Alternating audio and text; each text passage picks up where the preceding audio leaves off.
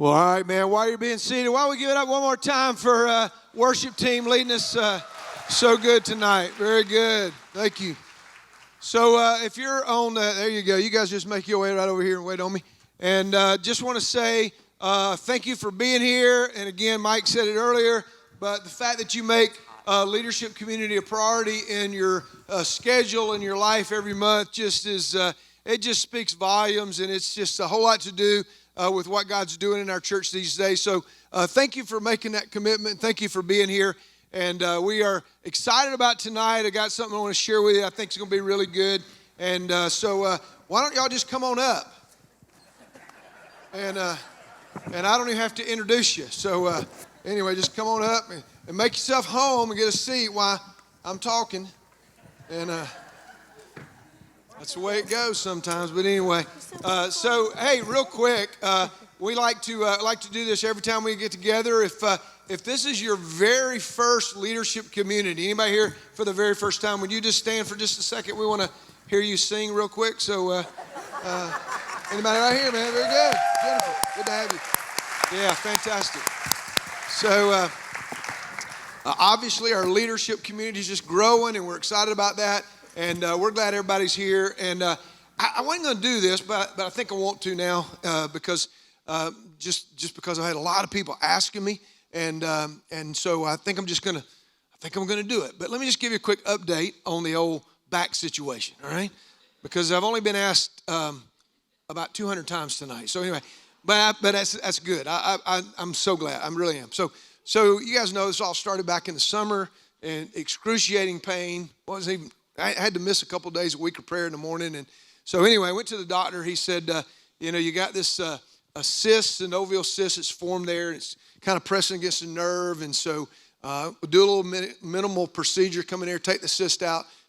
Hopefully you'll be good to go and all this kind of stuff. So went to the doctor, took the cyst out, did it kind of outpatient surgery, that kind of thing, and felt great, felt amazing for 1 month. And then Val and I had gotten away. She was out of school for a day. We got away for a little bit and woke up the next morning and just excruciating pain again. I was like, this is not good. This is not what we want. So go back to the doctor, and he says, we got another MRI. Go to the doctor. He says, the bad news is, he said, the procedure didn't work. And I was like, well, can I get my money back? And he said, doesn't work that way. And I was like, dang. And so he says, well, the cyst is back, and it's about 10 times larger than it was. And I was like, well, where do I have room for that? And so, because I didn't know how big it was to begin with, but anyway, it was back. It was bigger. So he says, here's what we're going to do. I said, look, I'm not a candidate for surgery. I'm not a candidate for a spinal fusion. I'm just not. And so he says, well, here's what we'll do. We're going to send you to a guy, and he's going to inject you with some steroids and try to aspirate the cyst and blah, blah, blah. And, hopefully it'll work. And so I go to a guy the day before Thanksgiving, and I go in, can't aspirate the cyst, too hard to get to, blah, blah, blah. So they shoot some steroid in there. He says, I think the most important thing is that we get the steroid in the right place. And so I said, well, sounds good to me. Just, I'm watching it on the screen. He's shooting dye in there and all this kind of stuff. I'm giving you the quick version, believe me. And so then that was the day before Thanksgiving. And so then after that, they said, check back in January. Let's see how you're doing. And, rocking along, doing okay. Still got pain, but not too bad. And so I go back in January, like a couple weeks ago, 2-3 weeks ago. I go back, and he says, he says, you just got to get an MRI because that's the only way we're going to know what's going on in there. And I said, okay, well, we'll get an MRI. So I go get one, and I call him back a couple days later, week later, whatever. And he says, I'm baffled by your MRI. And that's not what you hear your doctor say. You're not baffled by nothing. Don't be baffled by nothing. You're the man, right? So he said, I'm baffled by, here's what he says. The cyst is gone. The cyst is gone. Wait a minute. Don't start cheering yet. But no, that's good. That's a good thing. Because I was specifically, so listen, no joke. Val and I have been specifically praying for God to remove the cyst. We've been praying that. And he showed me the MRI. The last one I had and this one, the two passing, and there's no cyst. I mean, it's a white blob there, and it's gone. It's gone. So I said to him, well, why I still have pain? And he says, I'm not exactly sure. Why am I coming to you, man?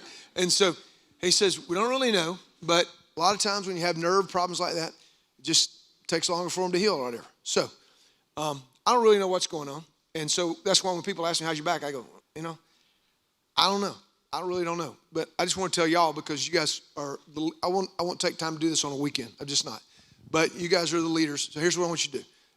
We pray for his cyst to go away, and it did. I'm praying now, you pray the pain will go away.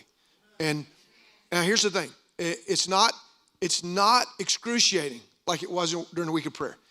It's tolerable, but I'm still having to take a little stuff to kind of help me that way. And I don't want to be on anything. I don't want to take any medicine. And so just be praying. That's what I'd ask you to do. Just be praying. And now all of you know, okay? So that's 200 people I don't have to say it to anymore. So anyway, but no, I'm just kidding. So honestly, though, that's where I'm at, and I do appreciate your prayer. And it is better. And you noticed I didn't even sit in a chair this weekend, right? And all of you have been saying, you didn't sit in a chair. What's going on? And so really and truly, God's working, He's moving. Just keep praying for that.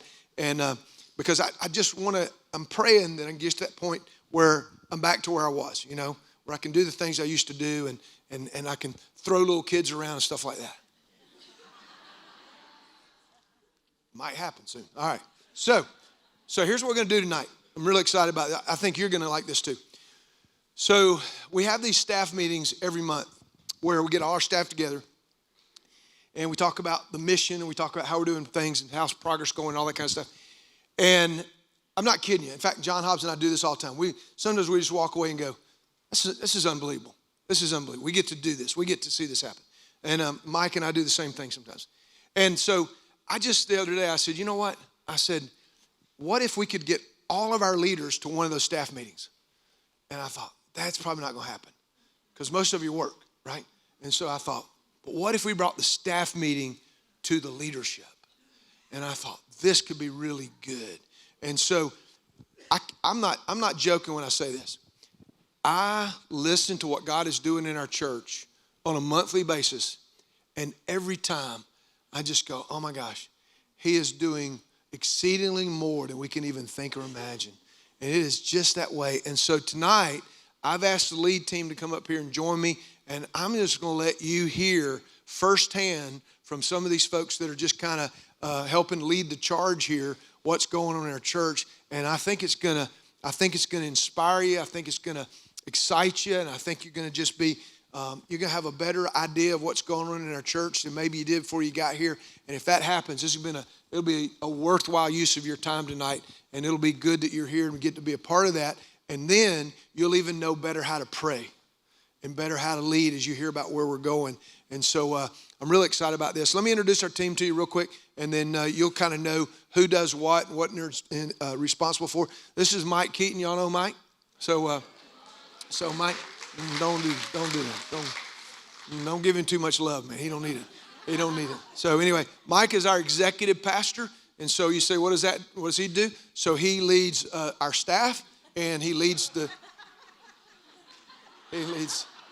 may not know this, but he's supposed to lead our staff and the day-to-day operations of the church. So he takes a big load off of me, and he helps out in that way. And this is Jennifer Walker. And y'all know Jennifer. She's been here a long time.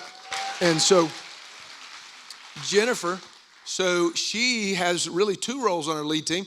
She oversees the priority of making disciples in our church, and then she also oversees try to making it all happen, kind of the administrative arm. So she's doing double duty, actually, and she's covering a lot of ground and doing a great job with that. Y'all know Robbie Roberts over here. Gimpy, we call her. And so Robbie over here, she's over all of our next gen. That's young adults, that's high school, middle school, children's ministry, all that, unlimited, all that. She oversees all that. And then this is Dan Judy. If you haven't met Dan, he's our newest member of our lead team. And wow, man, got a little fan club going on here, man. And so Dan oversees what we call our community influence. We're trying to not only make disciples in our church, but we're trying to make a difference in our community. You'll learn a little bit more about that as we go. There's the man right here, Ron Cancer, baby. Yeah. And so Ron is oversees our global thing. We're trying to make disciple-making movements around the globe, isn't that right? And all these guys do an amazing job. So thank you guys for joining me. We're going to jump right in here. And the question is going to be, where do you see? It's going to be the same questions for everybody, right? But not the same answers, I hope. And so we're going to start with, where do you see progress being made in your area of ministry in just maybe in the last year, even more recently than that? Jennifer Walker. All right, so for us, we are seeing more and more people come to our weekend services. Since January of this year, so all of January, we are averaging over 2,000 people in our weekend services. And that's the most we've ever had consistently, over 2,000. So that is a huge yay, God, for sure. But just make sure everybody understands that's adults only. That's just adults. Yeah, she's going to talk about next gen. That's just the adult world. So it's a huge thing. Usually in January, we always see a spike, in attendance, and we'll hit the 2,000 mark, once, maybe 2 weekends in January. But we've never sustained it consistently now into the first weekend of March. So that's huge. So God's really moving. That really amounts to over 400 people a weekend, which really amounts to 800 people a month because people really only come to church a couple times a month. So it's a huge thing. Like, God's really moving in our church, and that's a lot because of you guys too.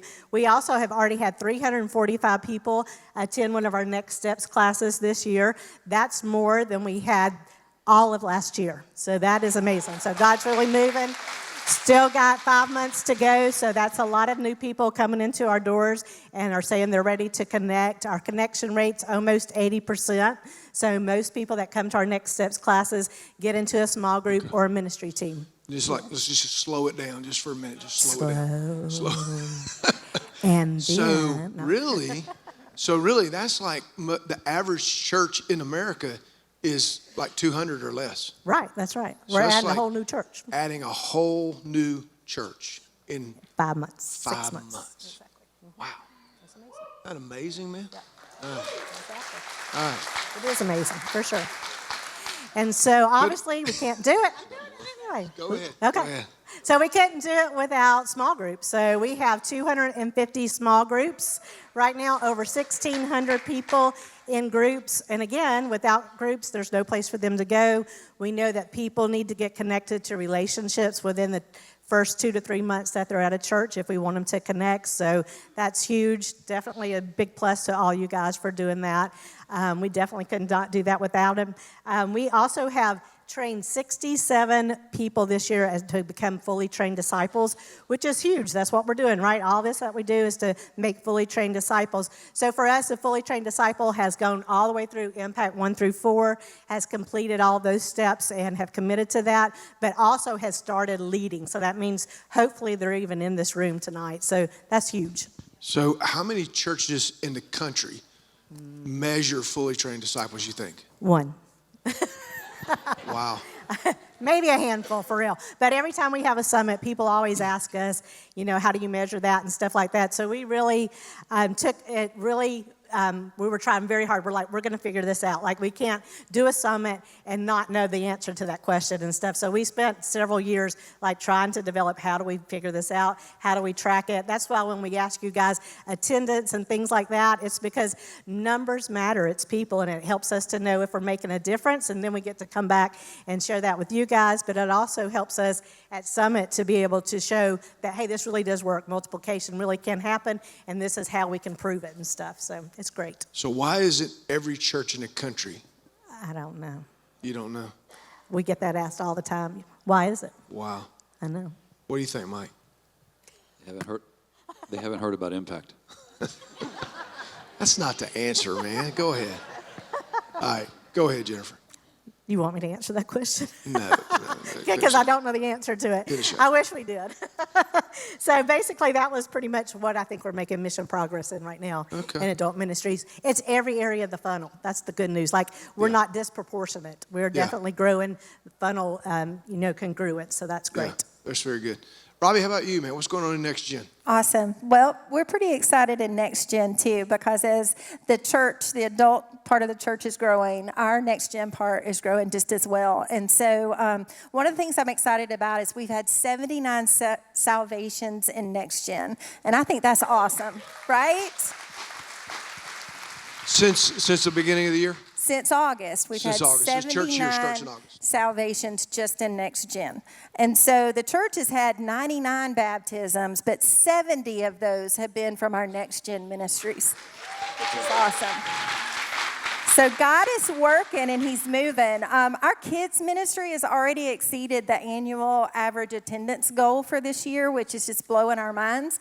But since January, we've had 9 weeks, and 7 of those weeks have been over 400 in attendance in our kids' men, and that's huge for us. How many churches? 2, right? Average church, 200? Yeah. We've got 2 churches happening right now within our kids' ministry, which is awesome.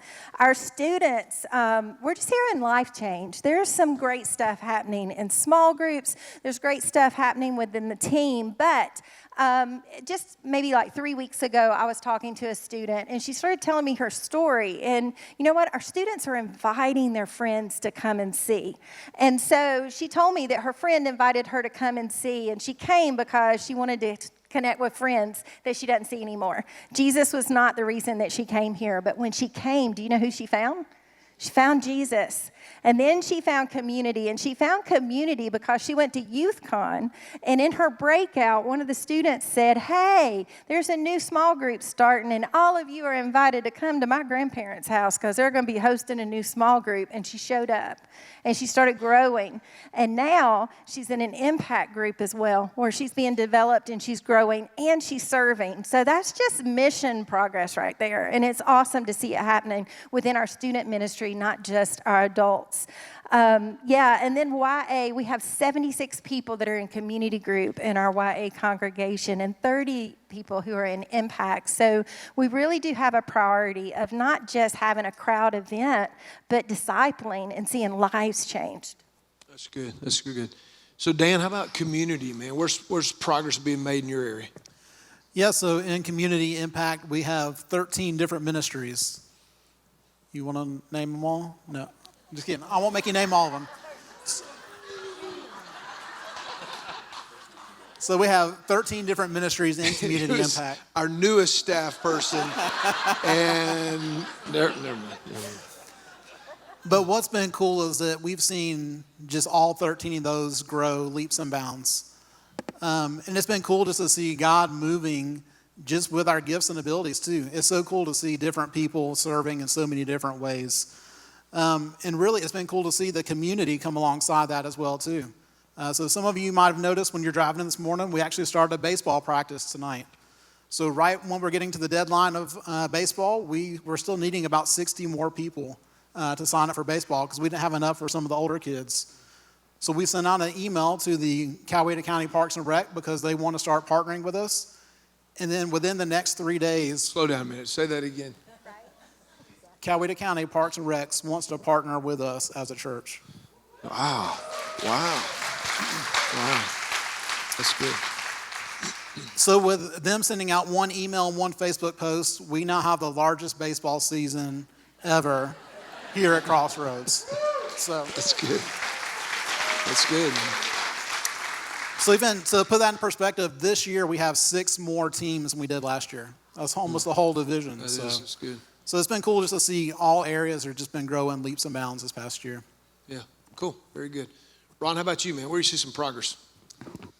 Well, just a ton of things going on, but when I thought about just the overall progress, Ken, I just thought about really what's been neat to see is how short-term missions, long-term missions, the strategy that's taught right here at Crossroads of fully trained disciples, how all that is being integrated together into a mission to make movements, disciples around the world.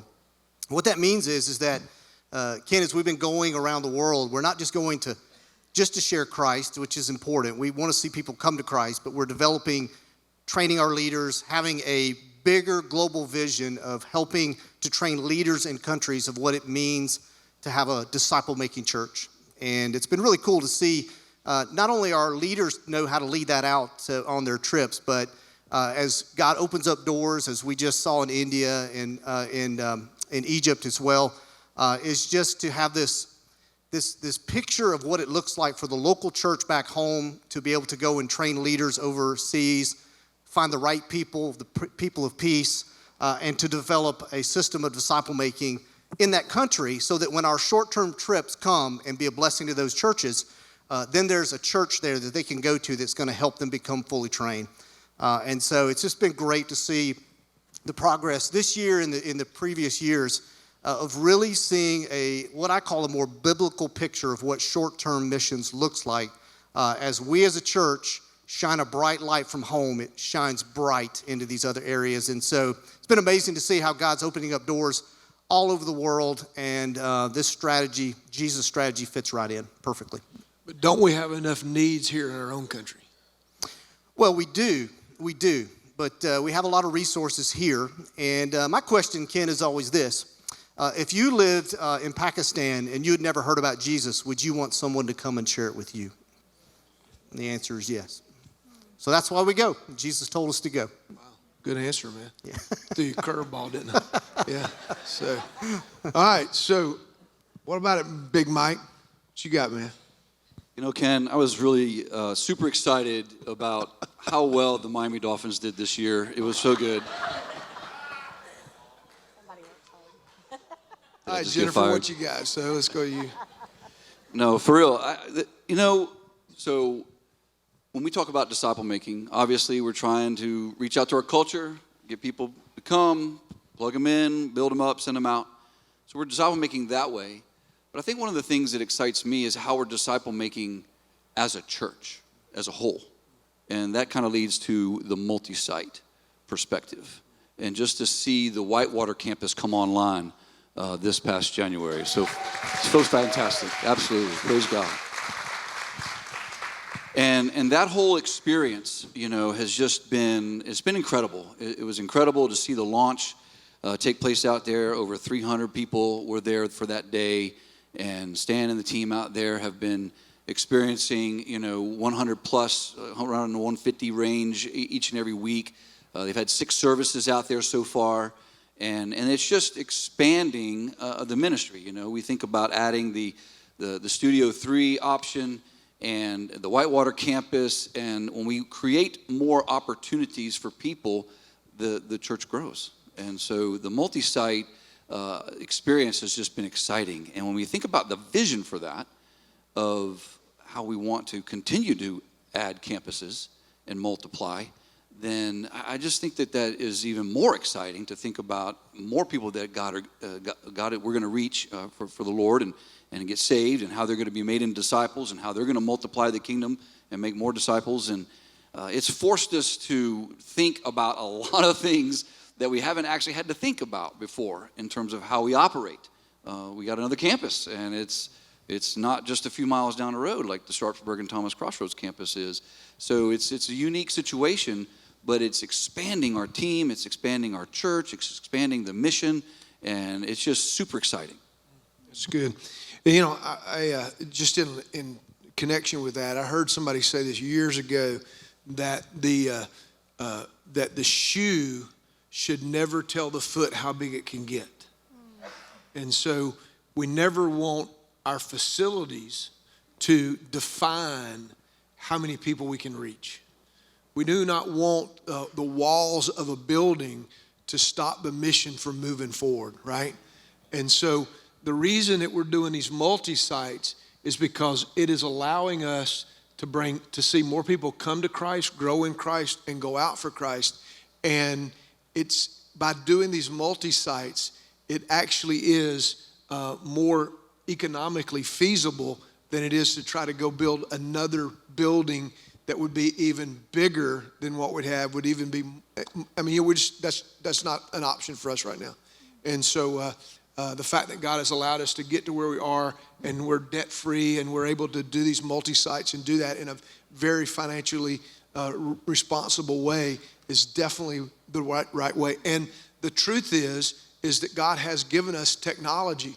And so it may be something we're not used to, but it's something we really need to embrace. And it's something we need to say, you know what? This is part of the world we're living in today. And if God has provided this, why would we not want to take advantage of that? Why would we not want to take advantage of that? For the sake, I mean, listen, when you get to heaven, you don't have to worry about technology. You don't like technology? You won't have it there. But if we need technology for the sake of reaching more people while we're here, we're just here for a little while anyway, aren't we? So I say whatever it takes, right? Right? Thank you, man. Thank you, Dave. Appreciate that, man. All right. So another question I wanted to ask you, just to hear your heart, really, not just what's on your paper, but just from your heart. So these guys would probably like to know, what is it that's really, what's exciting you the most about your area of ministry right now, and just something you're seeing, or maybe even somebody that you know that you've seen grow or something like that? Robbie, you start us this time. You want me to start? I want you to start. Wow. Your name's Okay, Robbie. so what's exciting me in Next Gen Ministry? One of the big things that excites me is our team. I love the staff that we have that's leading Next Gen. They're leading out of passion and a heart's desire for these kids and students and young adults, but then also just the incredible men, women, and students that are coming along that are helping to lead in this way. Seeing kids learning the books of the Bible and getting excited about it, getting excited to come to church, seeing students inviting their friends, their lives being changed. The other week, I was doing the kids' baptism and salvation class, and this one kid, he's in there, and he's really excited, and you can tell he's ready, and he wants to go public with his faith. And so he begins to tell me his story, and he said, I understood it, and I'd learned about Jesus and how he died for me and about my sin and everything. And then I'm at night of worship and we're singing, and all of a sudden it just all clicked for me about Jesus and who he was and what he had done. And just in the midst of worship, he gives his life to Christ. And I just think that's amazing that God just works in the midst of worship. And as we are serving him and lifting him up, he's just moving and working around us. And that is awesome. I'm super excited about the fact that we're taking our Next Gen team and we're kind of realigning ourselves so that we're better prepared for growth, better prepared for more campuses to come on board with us. And the team is super passionate about it. And that they're not just focused on, let's plan our weekend event, but no, let's figure out, how do we best reach students? How do we best help students get more passionate about reaching their friends? Right now, and I think this is pretty cool, we have 7 married couples that are serving in our middle school ministry on Wednesday night. I know, and I think that's pretty cool because, we talk about shared passion. These people are coming together and they're giving their life together to serve these students. And they're not doing that because they want to come and be with middle schoolers on Wednesday night. They're coming because they want middle schoolers to know Christ and be fully trained so they can turn around and reach others. And I love that. I'm excited about it. Yeah, that's good. You should be excited about it. That's great, man. Very good. Hey, why don't we go back over here to Dan? See what you got now, Dan. So one of the things I'm excited about is just future growth. So we've been talking about building some new multi-use fields out here on the gravel parking lot. So we're actually looking to expand even our sports fields here. And we don't want the church to have all the fun with multi-site. So again, the Coweta County Parks and Recs was saying, hey, come use some of our facilities. So there's even potential next ministry year for some new sports, maybe even some pickleball, who knows?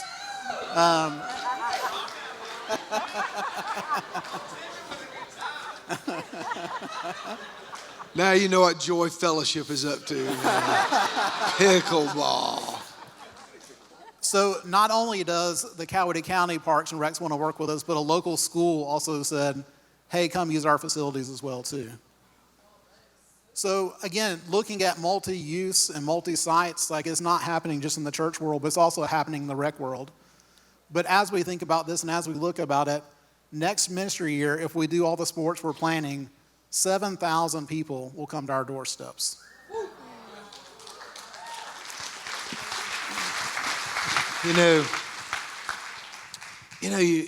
go, I talk to a lot of churches, a lot of pastors and everything, and this kind of connection to the community does not happen It doesn't happen. And this is not because of the things that we're doing. This is the favor of God. This is the favor of God. And we do not want to blow that, mess that up. We want to realize that as a gift from God. We're honored by that. We want to steward it well, right? And so let's do that. Ron, what got you all excited, man? I'm excited. All right, so I'm tired, man. I just got back from Ron would be asleep in Egypt right now. No, so I wrote a few things down. There's a lot to be excited about. Really, as I look at what's going on here and around the world, what excites me is the potential for multiplication.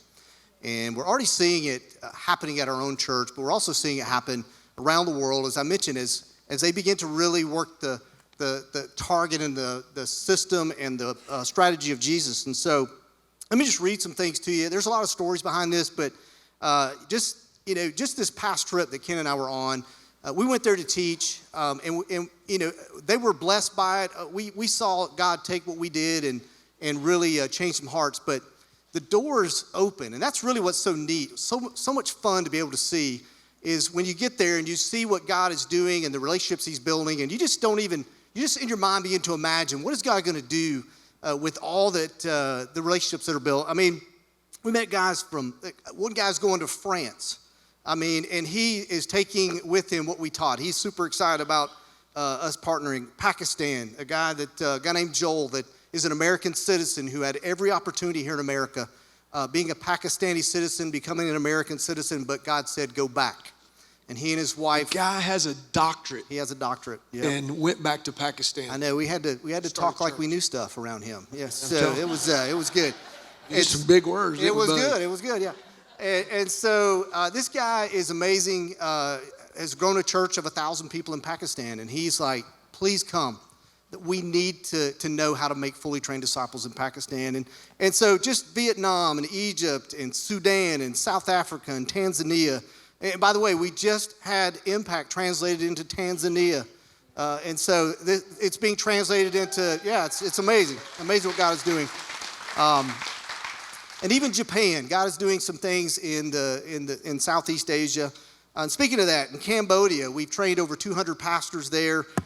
We have 61 church plants, house churches that have been planted because you, as someone who gives at Crossroads, supports what we do. 61 churches have been planted in the country of Cambodia, and you're a direct part of that. And in India, I'm heading to India this Thursday, and what's happening in India is just an amazing thing from the stories you've heard it, where Ken goes and teaches, and then it begins to snowball and multiply, and a guy named Samuel begins to have a heart for his people, and so he is developing leaders like crazy. As a matter of fact, he has 83 groups in India, in a country that is hostile to Christianity.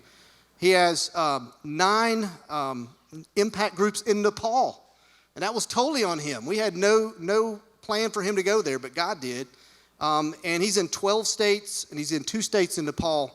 But here's what's amazing. In a country that it is illegal for him to baptize people, out of those impact groups, he's baptized 226 people. And so he could go to jail for 10 years for each one of those. So you just do the math. That would be a long time. And so just one final thing that excites me, and this is so cool, is that every year Samuel had a dream that we would be able to do an outreach in India during Christmas time. And so through technology, as Ken said, it's useful. And so he rents a big screen, and he puts my face on a billboard, which that was a bad idea, and invites people to come to this Christmas celebration. And in my living room, I preach a Christmas story. And in this past year, God led him to go to a Hindu village. And in that village, they had 328 people. They prayer walked it. God said, this is the place. It's smaller than normal. But here's the crazy thing, is that after we shared the gospel and he came and gave an invitation, there were 57 people said they prayed to receive Christ during that. So an amazing thing. So I could go on and on, but that's exciting stuff. So thank you. Yeah, I mean, it's just. I mean, I listen to this stuff like this every month, and I'm just going, we don't have an opportunity except for a place like this for you to get to hear this kind of stuff. And he's not making this up. I mean, this is real stuff that's really happening all around the world just because a group of people here in Noonan, Georgia are faithful to give and faithful to serve and faithful to go. And sometimes you just need to hear what's really happening. And you need to hear what's going on because, as you know, man, we're going at warp speed on a weekend. You know, we're trying to get from one service to the next, and you don't get the opportunity to hear this kind of stuff. And this is why I just think it's so important for you to know that what God is doing here and how he's using us and how God's getting honor and glory by that. And so just wanted to make sure you kind of realize what's going on now. Jennifer, what about you? Why don't you you didn't get to talk about admin, so just what are you excited about in both areas that you oversee? All right, very good, thank you. So I'll start with operations and admin first. So it's a unique ministry because we're support ministries, so it's kind of hard to gauge, is support ministries effective? We don't have metrics and we don't have all these cool stories and stuff to tell and everything, but we win when other ministries win, and when we see them succeeding, we know that we've done our part. And a lot of times our teams don't get recognition, they don't get seen, but they are behind the driving factors to a lot of these ministry areas. And it takes not only our staff, but tons of volunteers that make it all happen.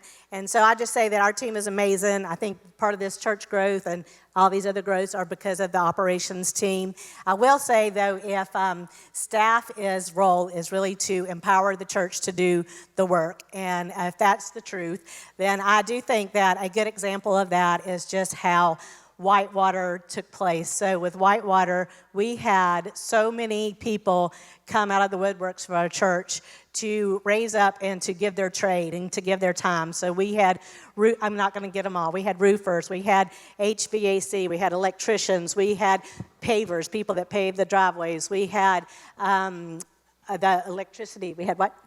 Plumbers, yeah, we had everything. And so what was so amazing about that was not only did they come and give their time and everything, and that saved the church thousands of dollars,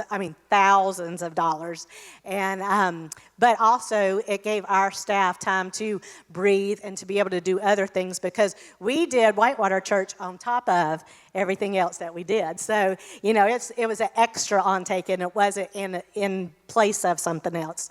So that was really good. But what was really exciting is that everybody that got to participate in the Whitewater Project got to be a part of something bigger than themselves. And even a lot of their employees got to be that too. And it was neat how many people that was on site that we even got to share Christ with. We got to invite to church, and a lot of them even have come to Whitewater since then. Some of them have even started coming on a regular basis. So it's just amazing that, support ministries really are doing ministry too. So I would say they're just a great ministry, and I love being a part of that.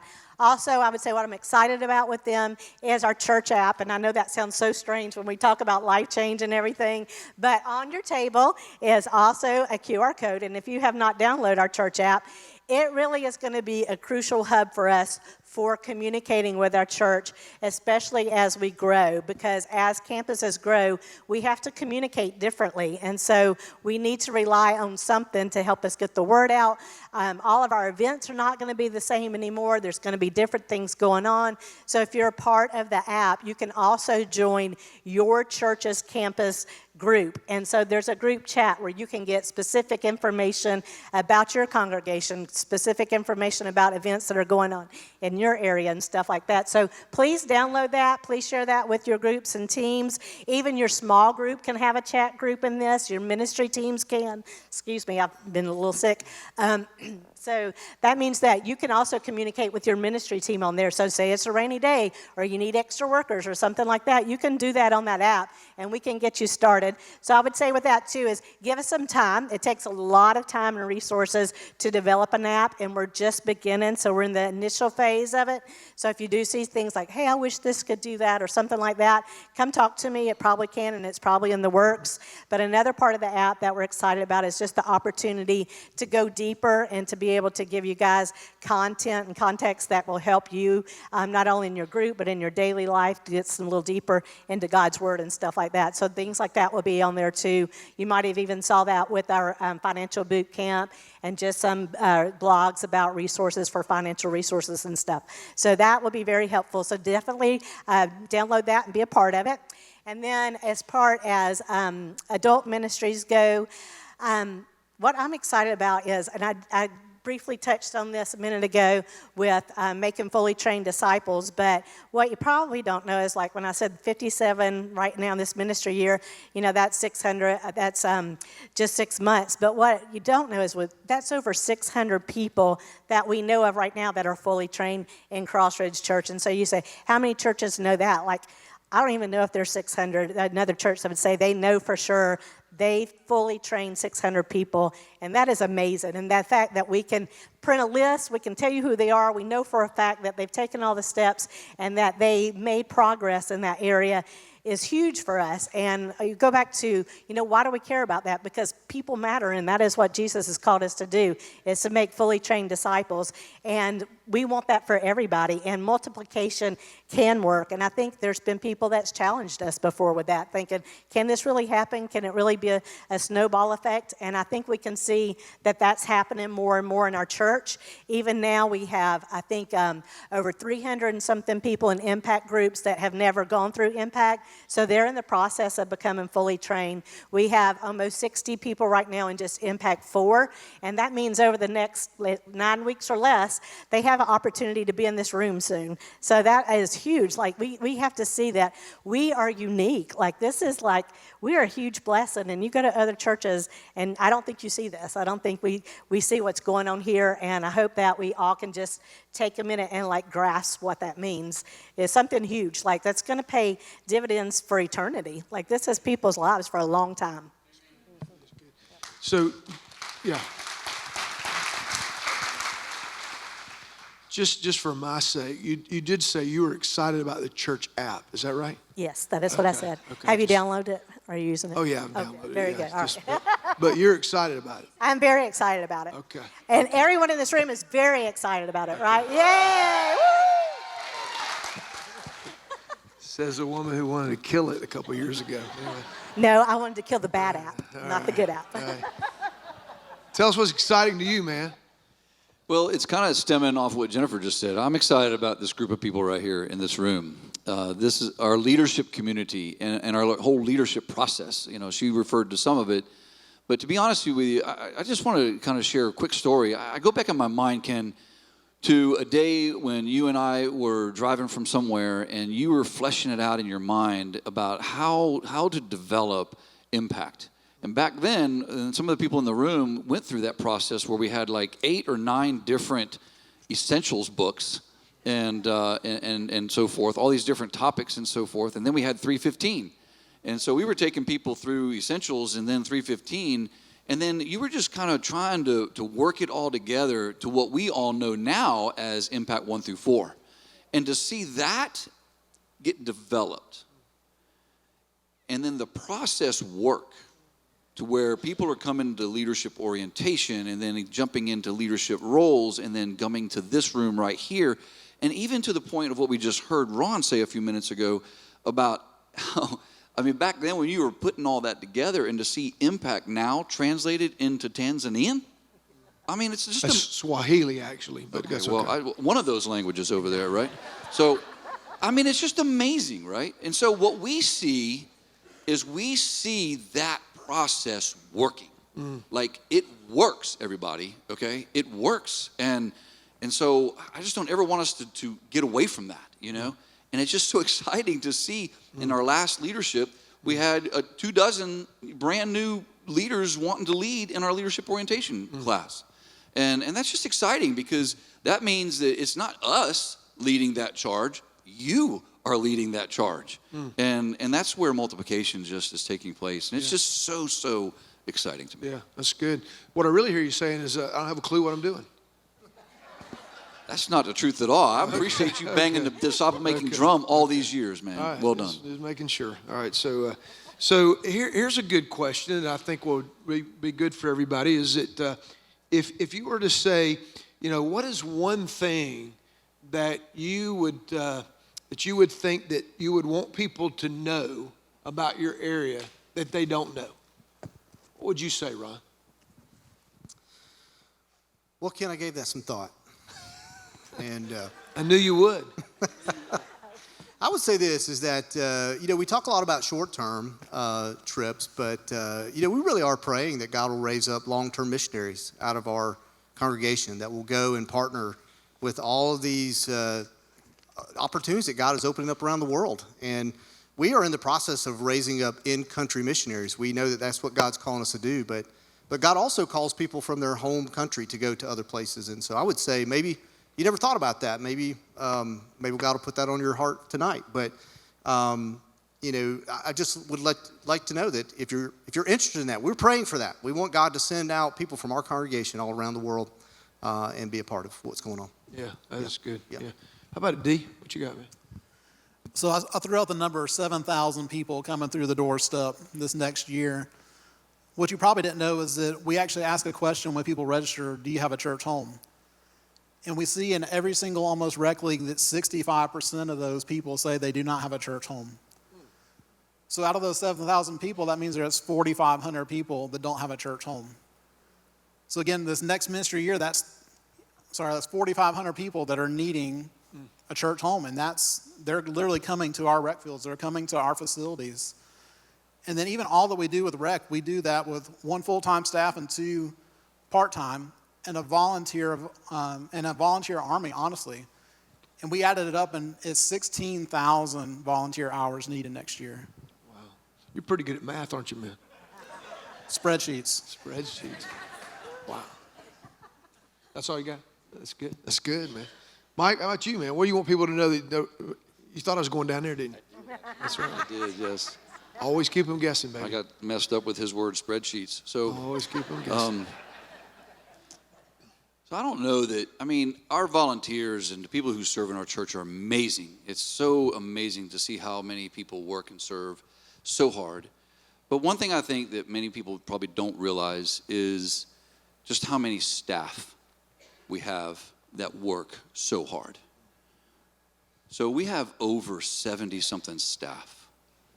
I tried to count them today, and every time I counted, I came up with a different number. So it's either 72 or 76. One, I'm not sure. Maybe take a median in between those, but I don't need a spreadsheet.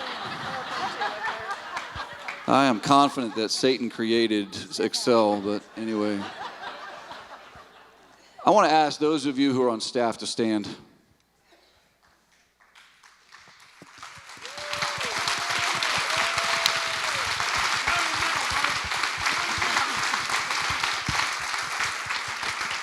This is an amazing team of people, and they work really hard, and they give a lot.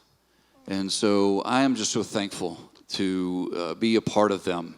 And, I just think it's important that you know who they are.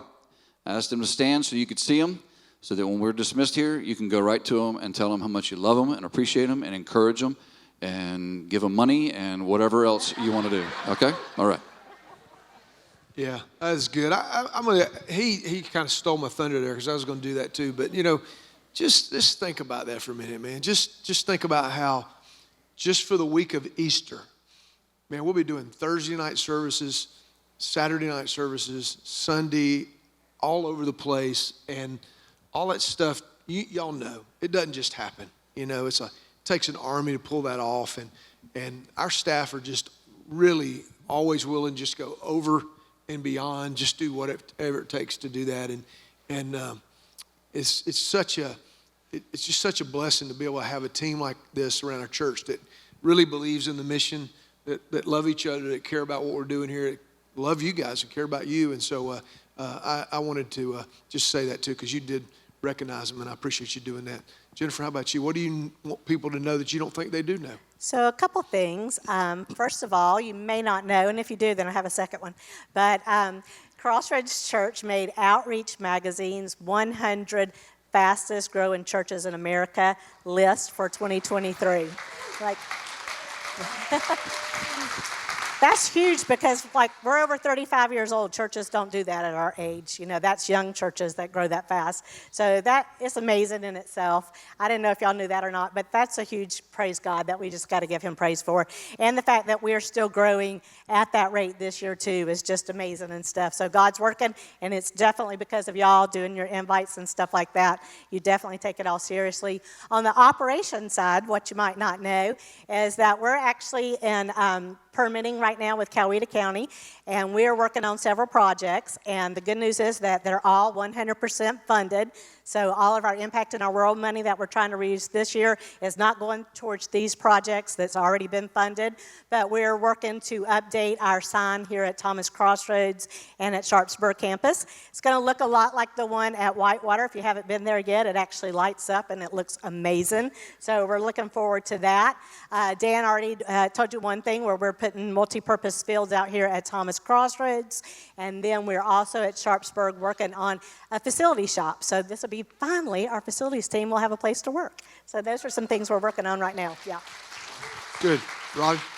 Awesome. So something that you guys might not know, I just kind of want to give you a little bit of a staff update, and that's that Shantae Crowder is our kids director. So she is overseeing our kids ministry, and it's well-deserved, and she does an amazing job. And then we brought Alexa Bailey on staff. Alexa, where are you? Somewhere in there. She's right. Just you two both stand up so they can see you and see who you are. I know. Right? Yes. I am super excited to see this happening. Alexa is going to be our small group director for kids ministry. And so small groups are important at our church, right? Because everybody needs to be in a small group. And so for kids ministry, it's not babysitting, but it's teaching, and it's getting in there and creating that group of care and prayer and learning. And so that's what Alexa's being tasked with, is figuring out what does this look like across all the ages. And the other thing is we are developing impact across all of our next gen ministries. And it's not just like an idea out here anymore. It's really happening, and there are people who are actually working on it. And we even have some volunteers who are stepping in to help with this. And so that is exciting, but that's something you guys need to know, that as a church, we're not just committed to adults being fully trained, but for kids and students and young adults as well.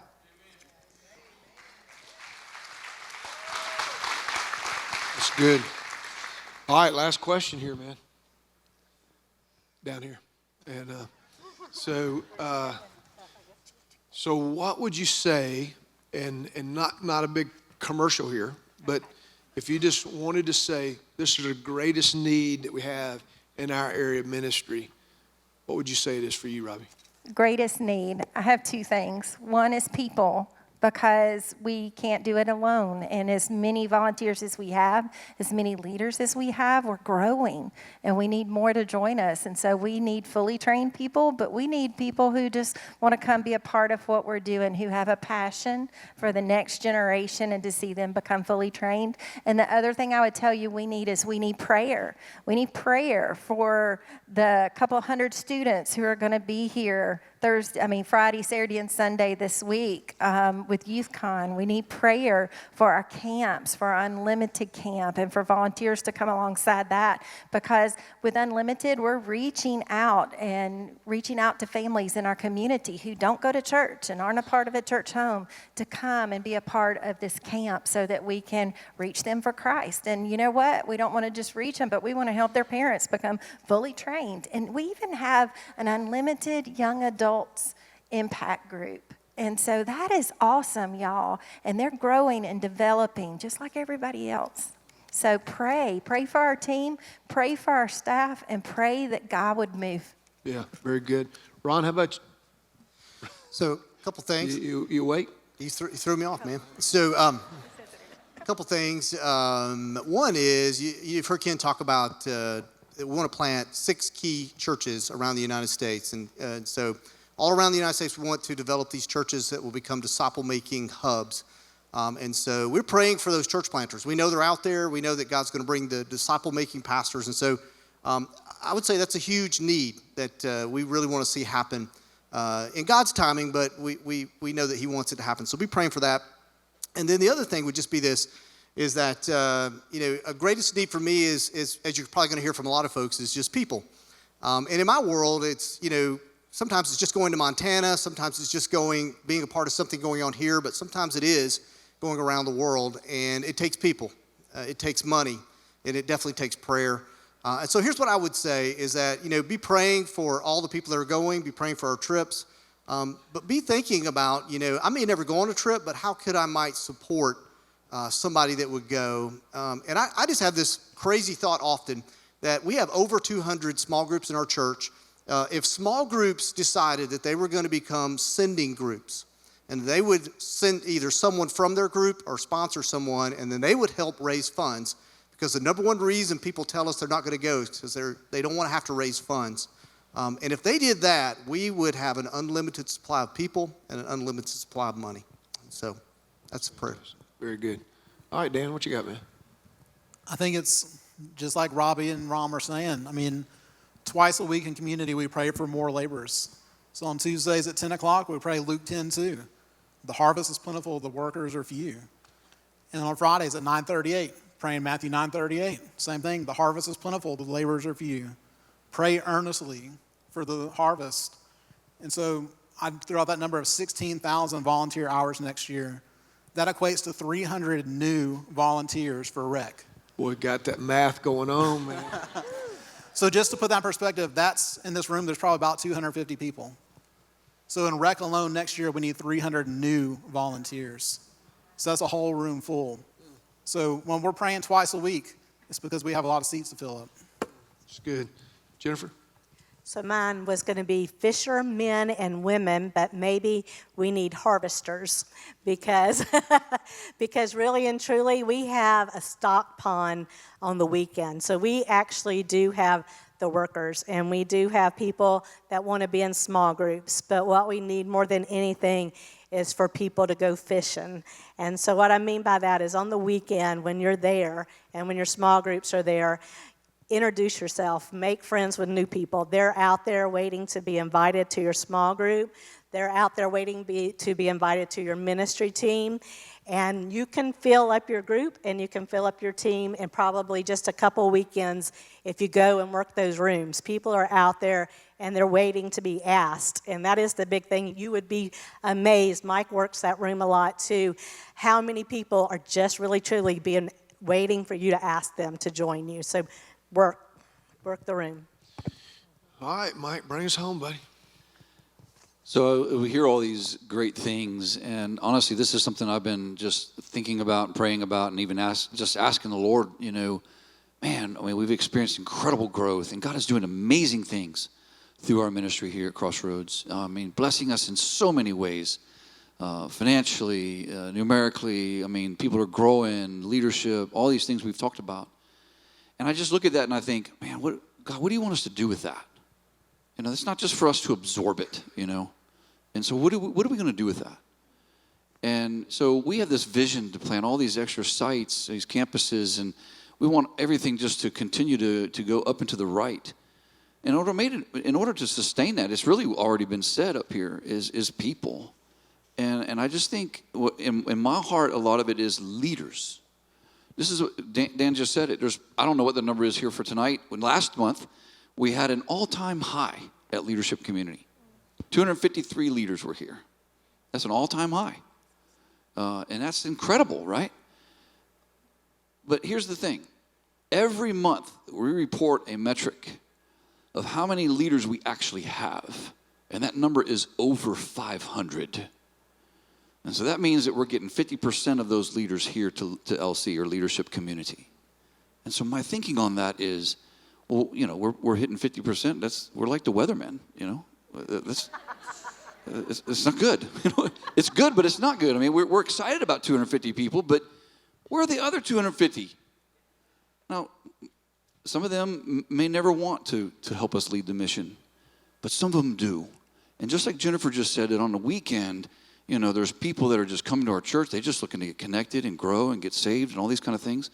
There's also a room full of people who used to lead, who just need a nudge. And so what I would say, is it the greatest need? I don't know, maybe. But I would just say what's on my heart is that this group of leaders would do some nudging in that crowd and your friends and your people that you know who used to lead small groups or discipleship groups or ministry teams. Let's re-engage them. Let's get them back into leadership orientation and let them hear those things we're saying now, and let's get them on-ramped and let's get this thing rocking and rolling. Because if we continue to grow at the top, like Jennifer said earlier, the funnel has to grow proportionately, right? And so we're going to need more leaders. Yeah, very good. So, I hope you guys have enjoyed hearing this and kind of getting an inside look at what's going on in our church, that we don't get an opportunity to do that. And as you guys know, we're a pretty fast-paced church and organization, and sometimes we go so fast that we don't ever stop and say, let's thank God for what he's doing, and let's talk about what he's doing. So I hope you've enjoyed hearing that. These guys will be available to come to your small group anytime you want them to come, so just let them know. They'll all come to all 250 small groups at some point this year, so just let them know when you'd like to have them come. And if you have refreshments, that'll be good too. But anyway, so let me close with this, and then what I'd like you to do is just some of you. I'm going to ask you to pray here in just a minute. But I was years ago. I was invited to this pastor's gathering of churches of certain size or whatever, and so I got a chance to. I was invited to go, and I went to this place. It was up in Tennessee and Memphis actually, and so first time I'd ever been there, and there was about 30 pastors in the room. Some of them, they'd been meeting together for years and years and years, and they would do these sessions, and they were kind of like just round table type discussion type things, but they would start every one of them with one of the guys that had been there from the beginning got up and did a devotional, and this one guy got up, and pastor of a large church and everything, and he stood up, and this is exactly how he started. He says, well guys, let's just face it, we're all just managing decline. And I just went, wow, man, thank you for the encouragement, man. Thank you. That's what I wanted to hear. Thank you for inviting me to this, And he said, where everything's going down. We're declining in conversions. We're declining in baptism. We're declining in attendance. We're declining in giving. We're declining in missionaries. And I just got more and more depressed. Listen to him. And I'm not lying. I got ticked off at him inside. And I went, who the heck does this guy think he is, man? What does he mean we're all managing decline? We're trying hard to make, the mission work, and you're up here pouring water on everybody. I was just stewing inside, and went back to the room, still mad at him, and I didn't even know the guy. I was just mad at him anyway, man. And so this was not being very spirit controlled, but anyway, it was what was going on inside. And I'll never forget, Holy Spirit spoke to me, and he said, why are you mad at him? He said, he's just stating the truth. And he's just speaking the obvious. And he said, you need to be mad at you and every other leader that's just managing decline. And I wrestled with that. I wrestled with that for a long time. And I said, you know what? I said, the church in the book of Acts was not managing decline. They were managing growth. You read it. You read the first 5 or 6 chapters, 7 chapters actually, even all the way up till they go to Judea and Samaria, is that all the problems that exist in the book of Acts were all growth problems. They were not decline problems. And what I can tell you here today is this, is that we're not a problem-free church.